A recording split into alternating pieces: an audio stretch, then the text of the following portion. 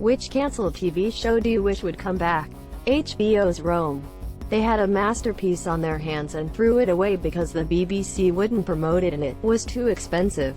If you haven't watched it, you are doing yourself a disservice even if you have no interest in Roman history. The directing and writing was just beautiful, magnificent. Not a hair out of place. Do you remember when Julius Caesar is killed? That episode immediately ends with Pullo and Irene's charming wedding, somewhat juxtaposed. We're shocked at the murder, confused and angry, but compelled to feel like there is some hope left in this world because of the genuine love between two small people. Oh my god, the music, I still tear up at the scene. Perfect bittersweet. A masterclass. Aisha's last scene with her eyes welling up at Mark Antony's corpse, realizing Servilia's curse. Powerful, emotional. A terrible fate for this character. Gargoyles, it was a really good TV show but it got cancelled because there wasn't enough audience. That was because it aired late at night when children were already sleeping. It didn't always air late at night. I used to watch it on Saturday mornings and sometimes after school. It was just a really uniquely ambitious show at the time, with long multi-part story threads. That kind of format was trying to compete with Spider-Man, X-Men, and to some extent the Batman, Superman adventures, so the airwaves were kind of saturated and unfortunately, a unique IP like Gargoyles ended up getting choked out. #and a movie. Getting closer to reality since Netflix acquired streaming rights to Community, Def and Sean doing their podcast, and a table read happening with everyone present for a table read in the episode where Pierce dies. Mindhunter edit. They released the actors from their contracts and Fincher doesn't have anything in place for season 3. They cancelled it. Mindhunter. Netflix releases cast but show not cancelled. Netflix has released the cast of Mindhunter from their contracts. However, the show has not been cancelled and co-executive producer David Fincher has the option of producing a third season in the future, a Netflix spokesperson tells The Wrap. January 15, 2028. So, no, but yes. Butter off Ted. Season 1, Episode 4, Racial Sensitivity. Pretty sure I've never laughed at a show as much as I did for this episode. Also, the Viridian commercials that played before real commercials were amazing. When my workplace rolled out mandatory fingerprint scanners instead of passwords, the scanners wouldn't recognize dark-skinned employees. And it wasn't just black people. It was Indians, Hispanics, and basically anyone who couldn't pass for a tan white person. Not a big deal for corporate testers. Headquarters is in a very segregated city and in the white part of town. The first month it took someone 3 levels above store general manager to override the mandatory fingerprint and put them back on a password.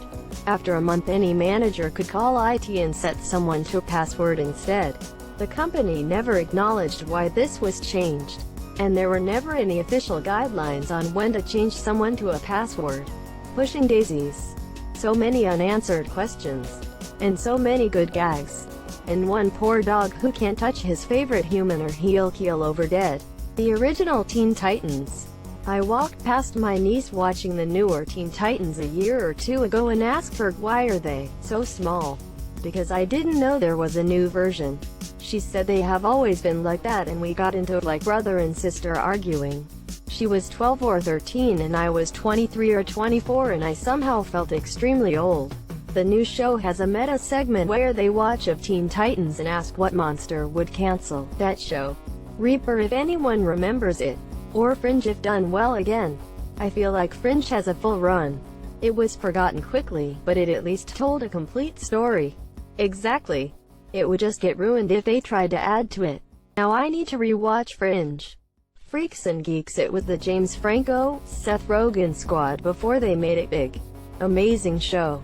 Jason Segel has talked about because Apatow felt so bad that these kids had dropped out of high school and stuff. He spent weeks teaching Segel and Rogen and Starr and Franco how to write screenplays and pitch ideas and get into other shows and movies. Really took them under his wing and obviously that reach is pretty wide now.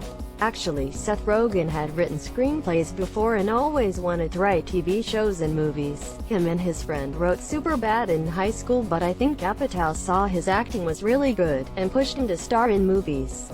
Dirk Gently's Holistic Detective Agency. Scroll down here just to find this. It's my favorite show and I wish it would actually be resolved in the same format.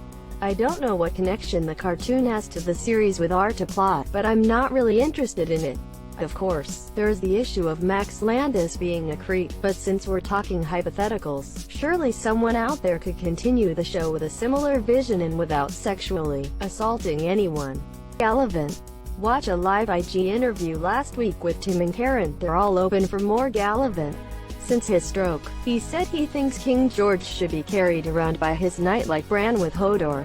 I loved the bloopers where he's laughing while being spoon-fed going, "I can't believe you all are paying me to do this." Clone High. Season 1 ended on a cliffhanger, and anyone who watched the show has never gotten over this injustice. Did you see the pool? They flipped the Dead Like Me. The direct-to-DVD film was awful though. Daredevil edit. Thanks for my first gold, you beautiful human.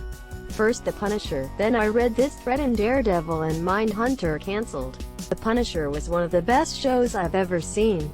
Quantum Leap. It didn't need world-saving storylines or famous people, it was just about ordinary people with regular problems. And it wasn't number 294 cop, detective or doctor show. It was genuinely unique. It was cheesy at times but always enjoyable. Hannibal. Brian Fuller's shows always got cancelled way too soon. Warehouse 13. I loved that show in Eureka. Sci-Fi used to have great original shows. Penny Dreadful. Miss. The very least a closure to each of the characters' story. There was so many loose ends for it and so abruptly. Such a tragic moment in television. The writer was told halfway through filming season 3 that they were pulling the plug. He had a whole arc planned then was forced to wrap it up in a hurry. That slow build up to The Master was incredible, then the last 3 episodes just tank. Could have been one of the greatest entries in horror TV. Eva Green's possession scenes are masterclass acting. God damn it, I forgot this travesty occurred. You Showtime. Edit. I was mistaken about the writer. I guess it very much seemed that way because of the rushed ending and the fact they flat out said it was cancelled, and the loose ends. Happy endings. OMG yes. Brad and Am, Jane Rock. I also really liked Max. My ex doing his my ex things. My name is Earl. But if it hadn't been cancelled, then Bert wouldn't have kicked the NBC exec in the nuts and yelled that was for cancelling My Name is Earl and Raising Hope. Seriously, one of the most satisfying moments in television. Granted, I would have loved to see the story arc where Dave Chappelle is Earl Jr.'s real father. But still. Travelers. It was just getting good. Limitless. It was a great watch and ended so suddenly with no explanation. I didn't watch it when it was on TV because I was convinced it would be awful. No reason other than just my poor assumption.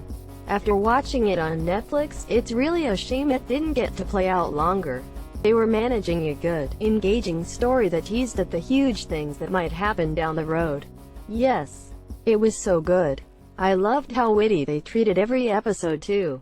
I was giggling like a schoolgirl half the time. Terra Nova. Terra Nova was fun. Kinda cheesy, but I dug it. Reno 911. Jericho.